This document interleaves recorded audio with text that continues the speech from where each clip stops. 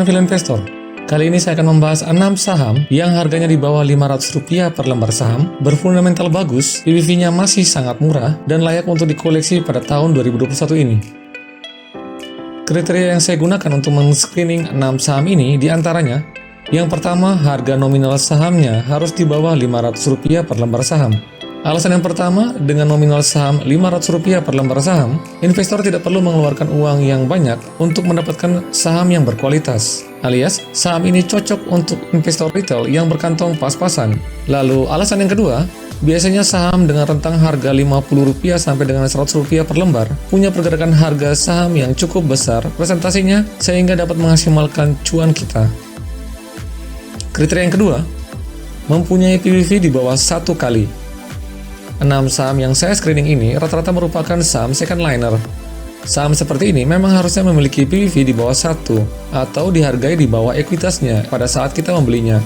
Hal ini supaya kita bisa memiliki potensi cuan yang cukup besar, karena nanti jika saham ini mulai berkembang fundamentalnya, baik itu dilihat dari ekuitasnya, pendapatannya, atau laba bersihnya yang berkembang, atau ada momentum tertentu seperti ada isu yang menguntungkan saham ini, pasti PBV-nya akan naik di atas 1. Dan itu berarti kita sudah melewatkan peluang yang besar untuk mendapatkan cuan yang besar dari saham second liner.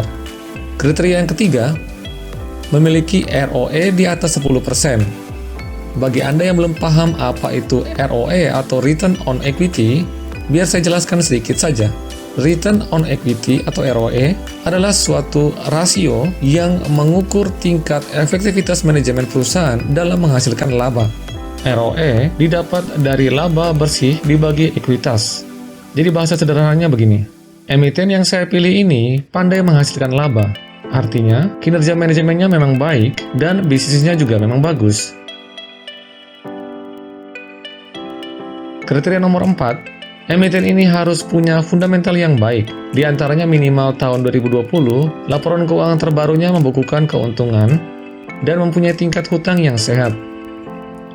Seperti yang sudah saya jelaskan pada video sebelumnya, kinerja pada tahun 2020, terutama pada kuartal kedua dan kuartal ketiga, sebenarnya merupakan bahan evaluasi yang pas untuk kita mencari saham-saham yang berkualitas fundamental yang baik. Kenapa demikian? Karena jika perusahaan minimal bisa bertahan atau bahkan pendapatannya naik, dan bahkan bisa dapat untung atau profit di 2 kuartal itu, berarti kita bisa mempunyai asumsi seperti ini.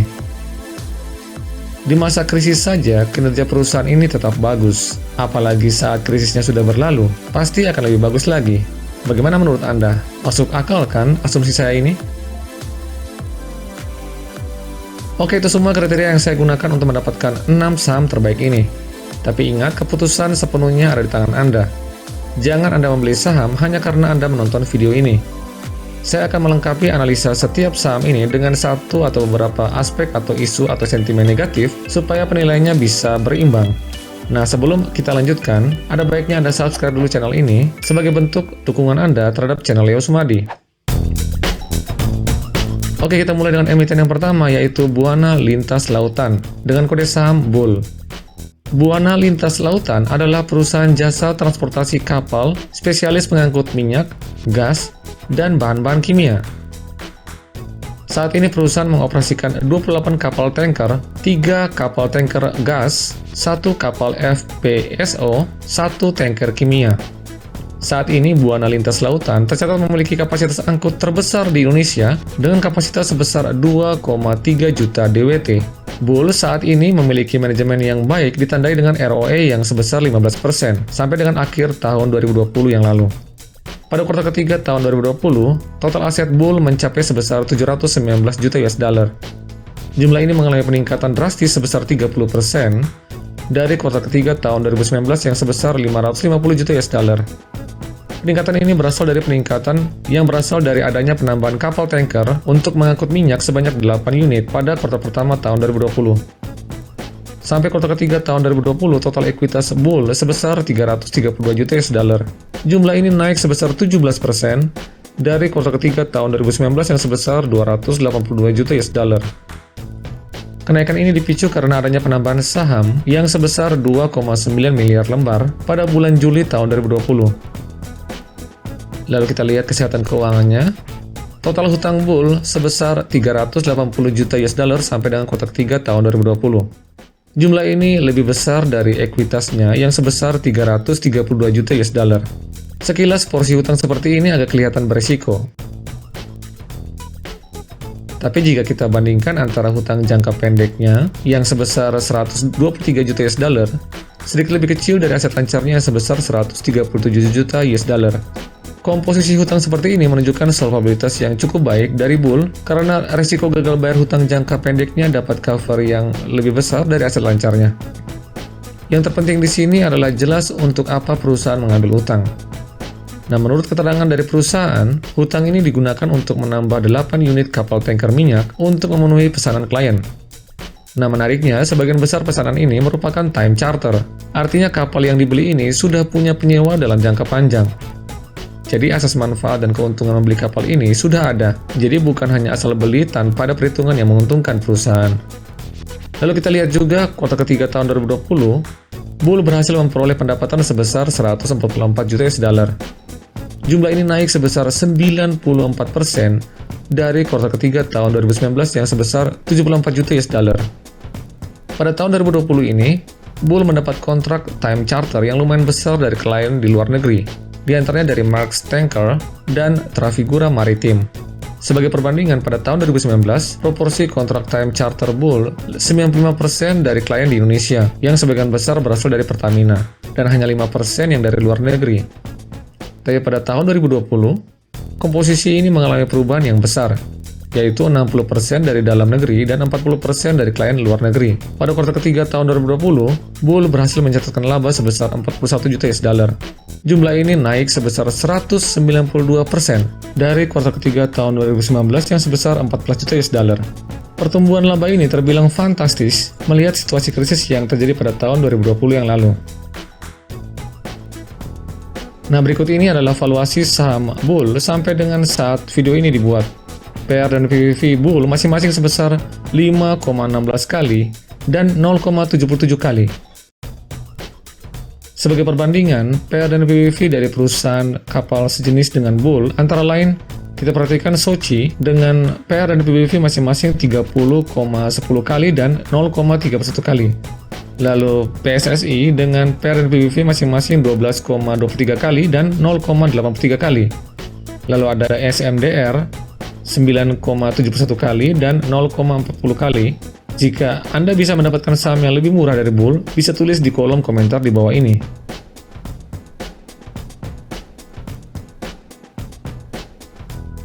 Nah, supaya lebih berimbang, berikutnya saya akan jelaskan sentimen negatif yang menaungi emiten ini diantaranya. Yang pertama, komposisi hutang Bull mayoritas bermata uang dolar Amerika Serikat, sehingga jika terjadi gejolak pada mata uang rupiah, maka dapat mengganggu kesehatan keuangannya.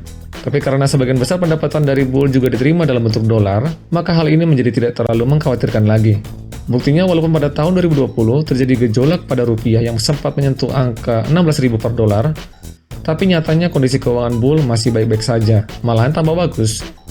Nah, yang kedua, jika kita lihat susunan pemegang sahamnya, kita perhatikan tidak ada pemegang saham pengendali atau mayoritas besar. Pemegang saham terbesar justru berada di publik sebesar 72%. Hal ini sebenarnya agak beresiko bagi retail karena saham ini dapat dengan mudah dimainkan sewaktu-waktu dan bergerak bisa sangat volatile dalam waktu singkat. Hanya saja, ini memang tidak ada hubungannya dengan kinerjanya sejauh ini. Malahan, Mr. Kevin sebagai direkturnya memegang sahamnya yang cukup besar, yaitu sebesar 2,26%. Dan selama ini kinerja kepemimpinan dari Mr. Kevin terbilang sangat memuaskan. Dilihat dari perkembangan pendapatannya dan laba bersihnya yang seperti tadi sudah saya jelaskan. Emiten yang kedua adalah PT Harta Dinata Abadi dengan kode saham HRTA. Harta Dinata Abadi merupakan perusahaan manufaktur yang secara khusus memperjualbelikan emas dan memproduksi perhiasan. Perusahaan memiliki brand toko perhiasan seperti Claudia, Celine, dan ACC Jewelry.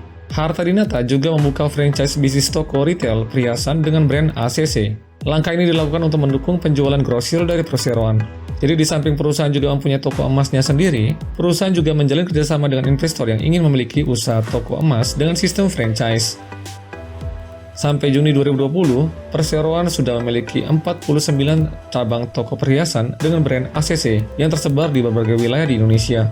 Selain toko retail perhiasan dan emas, perseroan juga pada tahun 2019 telah melebarkan sayapnya dengan membuka usaha penggadaian emas dengan nama PT Gadai Cahaya Dana Abadi dan telah memiliki 8 unit cabang di sekitar Provinsi Jawa Barat. Sampai dengan kuartal ketiga tahun 2020, Harta Dinata memiliki aset sebesar 2.786 miliar. Jumlah ini meningkat sebesar 20% dari kuartal ketiga tahun 2019 yang sebesar 2.311 miliar. Lalu sampai dengan kuartal ketiga tahun 2020, total likuiditasnya mengalami pertumbuhan sebesar 8% dari 1.211 miliar pada kuartal ketiga tahun 2019 menjadi 1.308 miliar pada kuartal ketiga tahun 2020. Lalu kita akan lihat kesehatan keuangannya dari laporan hutangnya. Sampai kuartal ketiga tahun 2020, total hutang Harta Dinata sebesar 1.478 miliar. Jumlah hutang ini sedikit lebih besar dari ekuitasnya yang sebesar 1.308 miliar. Nah, sama seperti emiten yang pertama tadi, memang komposisi hutang yang lebih besar dari ekuitasnya ini terlihat berisiko. Tapi jika kita lebih rinci lagi membandingkan hutang jangka pendeknya dan aset lancarnya, kita perhatikan hutang jangka pendeknya sebesar 212 miliar. Sangat jauh lebih kecil dari aset lancarnya yang sebesar 2,6 triliun. Jumlahnya kira-kira hanya sebesar 10% dari total aset lancarnya. Ini mengindikasikan solvabilitas yang sangat baik dari Harta Dinata, karena resiko gagal bayar hutang dalam jangka pendek menjadi sangat kecil karena hutang jangka pendeknya dapat cover yang lumayan tebal dari aset lancarnya. Lalu kita ke bagian laba ruginya, kita perhatikan, sampai kuartal ketiga tahun 2020, Harta Dinata berhasil memperoleh pendapatan sebesar 3 triliun. Jumlah ini meningkat sebesar 31% dari kuartal ketiga tahun 2019 yang sebesar 2 triliun. Nah, jika kita breakdown lebih dalam pendapatan ini, kita perhatikan terjadi peningkatan pada lini usaha grosir yang tadi sudah saya jelaskan sebesar 36%. Lalu ada juga penambahan pendapatan dari unit usaha penggadaian sebesar 5 miliar. Lalu kita perhatikan pos pendapatan imbalan waralaba mengalami penurunan sebesar 10%. Hal ini dikarenakan banyak toko emas dari klien yang skemanya franchise harus menutup tokonya akibat PSBB yang diberlakukan di berbagai daerah di tanah air. Tapi untungnya porsi pendapatan dari lini usaha ini masih sangat kecil bagi pendapatan konsolidasi Harta Dinata sehingga dampaknya masih kecil. Hasilnya sampai dengan kuartal ketiga tahun 2020, Harta Dinata berhasil memperoleh laba sebesar 133 miliar. Jumlah ini mengalami peningkatan sebesar 13% dari kuartal ketiga tahun 2019 yang sebesar 117 miliar. Untuk valuasinya saat ini PER dan PBV Harta Dinata sebesar 5,73 kali dan 0,73 kali. Nah, karena saya kesulitan mencari perusahaan yang sejenis dengan Harta Dinata di Bursa Efek Indonesia, maka saya akan membandingkan PER dan PBV Harta Dinata saat ini dengan PER dan PBV-nya selama 3 tahun terakhir. Ini adalah PER Standard Deviation Band yang menunjukkan pergerakan PER rata-rata 3 tahun terakhir. Kita perhatikan grafik berwarna orange yang disebut sebagai mean PER, yang artinya dalam 3 tahun terakhir, saham Harta Dinata biasanya diperdagangkan dengan PER sebesar 8,93 kali. Nah, saat ini PER Harta Dinata sebesar 5,73 kali yang ditunjukkan oleh grafik berwarna biru. Nah, jika kita yakin suatu saat Harta Dinata akan kembali ke rata-rata PER-nya selama 3 tahun terakhir, nah ini artinya kita punya margin of safety sebesar 55%, yang saya dapat dari presentasi selisih antara mean PER dan PER-nya saat ini. Lalu kita juga bisa lihat PBV Standard Deviation Band, yang juga sama penjelasannya tadi. Kita perhatikan mean PBV-nya sebesar 1,01 kali, sedangkan PBV-nya saat ini adalah 0,73 kali. Nah, kalau dilihat dari standard deviation PBV-nya, berarti kita punya margin of safety sebesar 38%. Lumayan cukup besar potensi cuan yang bisa kita dapat dari saham ini. Nah, supaya kita dapat analisa yang lebih berimbang, saya akan mengulas 2 aspek atau sentimen atau isu negatif yang dapat mempengaruhi kinerja Harta Dinata. Yang pertama, seperti yang tadi sudah saya singgung, sebagian besar penjualan Harta Dinata berasal dari penjualan offline atau dilakukan melalui toko-toko emasnya. Hal ini berarti operasional perusahaan sedikit banyak akan terdampak dari diberlakukannya PSBB yang masih berlaku di beberapa daerah. Yang kedua, jika kita breakdown beban pokok penjualan, di situ terlihat jelas bahwa biaya paling besar yang dikeluarkan perusahaan adalah biaya bahan baku. Karena Harta Dinata tidak memproduksi emasnya sendiri, seperti halnya Antam, maka fluktuasi yang terjadi pada harga emas dunia sedikit banyak akan mempengaruhi beban pokok penjualan. Tapi selama ini strategi yang diterapkan manajemen untuk mengatasi hal ini adalah dengan menerapkan cadangan bahan baku yang dalam hal ini emas yang cukup memadai untuk jangka waktu tertentu, sehingga perusahaan dapat terhindar dari naik turunnya harga emas dunia yang dapat terjadi sewaktu-waktu. Saham ketiga adalah Global Mediacom dengan kode saham BMTR. Nah, untuk saham ini sudah pernah saya bahas pada video sebelumnya. BMTR bergerak di bidang stasiun televisi swasta, production house, produksi konten, digital media, marketplace TV, talent management, news portal, televisi kabel berbayar, internet TV, internet provider, pay channel, dan masih banyak lagi. Saham ini sempat ramai menjadi perhatian para investor karena gara-gara foto Loh Kee Hong bersama dengan Haritanu Sudibyo beredar, sahamnya waktu itu melesat naik dari Rp202 per lembar ke sekitar Rp330 per lembar, hanya dalam waktu 2 minggu saja. Waktu itu saya sempat mengulasnya pada video yang Anda bisa klik di link di atas. Waktu itu Loh Kee Hong mulai masuk ke saham ini dengan membeli 700 lembar sahamnya di harga Rp200 per lembar. Dan di video itu sudah saya jelaskan alasan Loh Kee Hong membeli saham ini. Oke, sekarang kita masuk ke kinerjanya. Sampai dengan kuartal ketiga tahun 2020, Global Mediacom mempunyai aset sebesar 31 triliun. Jumlah ini meningkat sebesar 4% dari kuartal ketiga tahun 2019 yang sebesar 30 triliun. Sementara itu kita perhatikan ekuitas perusahaan juga terlihat mengalami kenaikan sebesar 14%. Dari yang tadinya 17 triliun pada kuartal ketiga tahun 2019, menjadi 19 triliun pada kuartal ketiga tahun 2020. Kita perhatikan pada tahun 2020, ada penerbitan saham baru sebesar 1 miliar sekian, sehingga jumlah saham yang beredar per tanggal 30 September 2020 berjumlah sebesar 16 miliar sekian. Sehingga kita perhatikan modal ditempatkan bertambah dari 1 miliar 533 sekian pada kuartal ketiga tahun 2019 menjadi 1 miliar 658 sekian. Di samping itu ada juga kenaikan pada pos saldo laba dari 11 triliun pada kuartal ketiga tahun 2019 menjadi 12 triliun pada kuartal ketiga tahun 2020. Selanjutnya kita akan melihat kesehatan keuangannya dari laporan hutangnya. Total hutang BMTR sampai dengan kuartal ketiga tahun 2020 sebesar 11 triliun. Jumlah ini lebih kecil dari ekuitasnya yang sebesar 19 triliun. Lalu jika kita rinci lagi, total hutang jangka pendeknya sebesar 5 triliun, terlihat lebih kecil dari aset lancarnya yang sebesar 9 triliun. Nah, kedua fakta ini mengindikasikan solvabilitas yang sangat baik dari BMTR, baik itu untuk jangka panjang maupun jangka pendek. Lalu kita akan lihat valuasinya. Saat ini PER dan PBV BMTR masing-masing sebesar 3,72 kali dan 0,4 kali. Nah, kali ini saya juga akan membandingkan PER dan PBV BMTR saat ini dengan PER dan PBV-nya selama 3 tahun terakhir. Ini adalah PER Standard Deviation Band yang menunjukkan pergerakan PER BMTR selama 3 tahun terakhir. Kita perhatikan grafik berwarna orange yang disebut mean PER, yang artinya dalam 3 tahun terakhir saham BMTR biasanya diperdagangkan dengan PER sebesar 6,85 kali. Saat ini PER BMTR sebesar 3,72 kali yang ditunjukkan grafik berwarna biru. Nah, jika kita yakin suatu saat saham BMTR akan kembali ke rata-rata PBV-nya selama 3 tahun terakhir, itu artinya kita punya margin of safety sebesar 84%, yang saya dapat dari presentasi selisih antara mean PER dan PER-nya saat ini. Demikian juga dengan PBV Standard Deviation Band-nya. Penjelasannya seperti tadi. Mean PBV-nya sebesar 0,5 kali, sedangkan PBV-nya saat ini adalah 0,4 kali. Nah, kalau kita lihat dari PBV-nya, berarti kita punya margin of safety sebesar 25%. Nah, seperti dua saham yang lainnya, pada saham ini saya juga akan mengulas fakta atau sentimen negatif seputar emiten ini. Nah, karena ini sahamnya Haritanu Sudibyo, maka sentimen negatif yang paling sering menerpa saham ini atau saham-sahamnya Om Hari adalah karena Om Hari ini sering sekali melakukan right issue pada perusahaannya. Nah, right issue sendiri sering disebut merugikan investor retail atau pemegang saham minoritas. Apakah benar demikian? Mari saya jelaskan sedikit kepada Anda. Sebenarnya apakah pemegang saham minoritas dirugikan atau diuntungkan dengan adanya right issue? Kita harus lihat seberapa besar atau bagaimanakah penggunaan dari dana right issue ini. Tentunya apabila right issue ini digunakan untuk melakukan ekspansi bisnis, ini merupakan pertanda yang baik.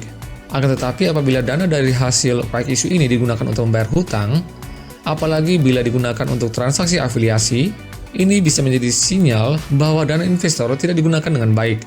Kemudian di harga berapakah right issue ini dilaksanakan? Ini juga menjadi pertimbangan untuk ruginya minority shareholder. Apabila jauh di atas nilai bukunya, artinya standby buyer siap membeli perusahaan tersebut di harga premium dan memiliki komitmen untuk berinvestasi jangka panjang di perusahaan tersebut. Akan tetapi apabila harga right issue-nya dilaksanakan di bawah nilai bukunya, ini ada kemungkinan standby buyer itu hanya ingin mencari keuntungan yang cepat untuk menambah atau menguasai mayoritas saham perusahaan dengan cara mendilusi pemegang saham minoritas. Nah, sekarang tergantung Anda menilainya. Silakan tulis di komen di bawah. Oke, itu tadi 3 saham dari 6 saham pilihan yang harganya di bawah 500, PBV-nya masih murah, dan layak untuk Anda koleksi pada tahun 2021 ini. Karena ini videonya terlalu panjang, jadi 3 saham berikutnya saya akan jelaskan pada video part yang kedua. Oke, nantikan saya di video saya selanjutnya. Salam Value Investor.